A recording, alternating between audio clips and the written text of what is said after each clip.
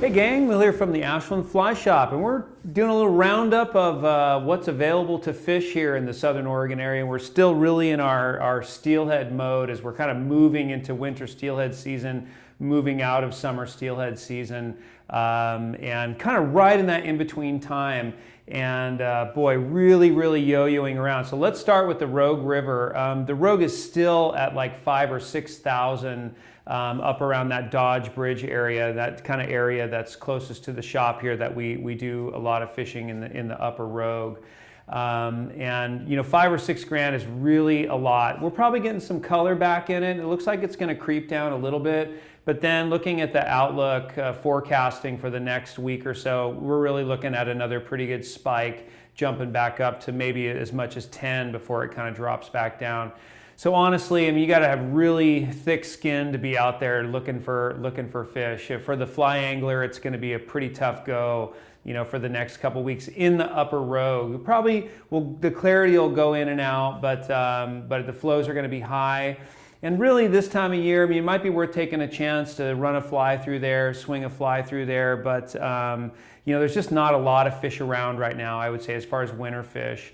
You know, overall, this is great. It really gets the fish moving and gets them up river, but there's probably not much of a concentration of fish in the upper river at this time.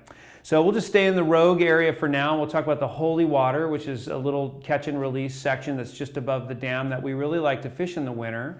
But again, you're really going to be dealing with yo-yoing flows. I've really talked to a lot of people who've tried to gone up there and fish trout and stuff, and really, you know, finding either drop dead flows of like 500 CFS because it's flooding everywhere else, or, you know, it's up to 2,000. So it's really tough to predict the flows. You know, you can call us and we can do the best to try and help you with that. But it's really hard to predict. Although the winter fishing on the Holy Water for trout, if we get some consistent conditions, will probably perk up pretty quick here. We've had some really good conditions for blueing olive fishing, dry fly fishing, midge fishing up there, but we just haven't had the stable or good weather conditions. We just haven't had the good stable water conditions for that.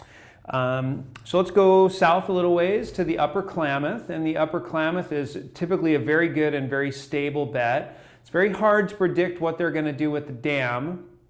It's around 3,000 now, 2,500. It's dropping. That's really great. It looks good. I would say in another few days, a week or so, it should be down to maybe below 2,000, which is really kind of game on for kind of fishing in that upper stretch from Iron Gate Dam, you know, down to like the Shasta, or, you know, a little bit further down before all the bigger tributaries come in and really pick it up.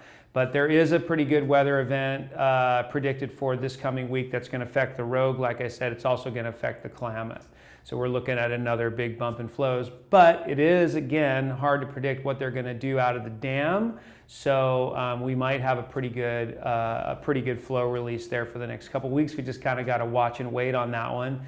And there are fish around on the Upper Klamath. It's a good time to be down there fishing for late summer fish, early winter fish. Yeah, it's a good bet.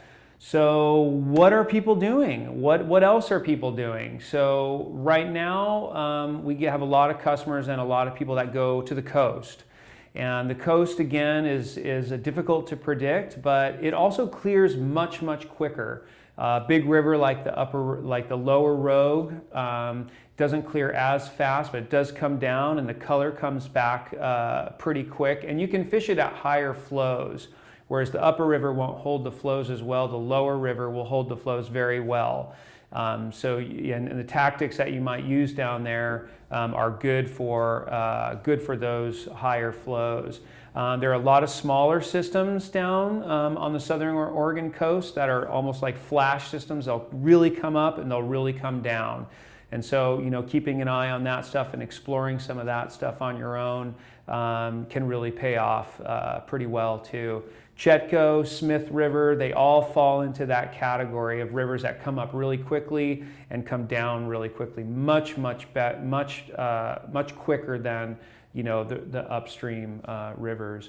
And we've been spending a lot of time watching the coast and watching what's happening down there and doing some fishing down there. There's been some very nice fish caught down there. We're really getting into prime time on the southern Oregon coast. So we can certainly answer any questions you have about that.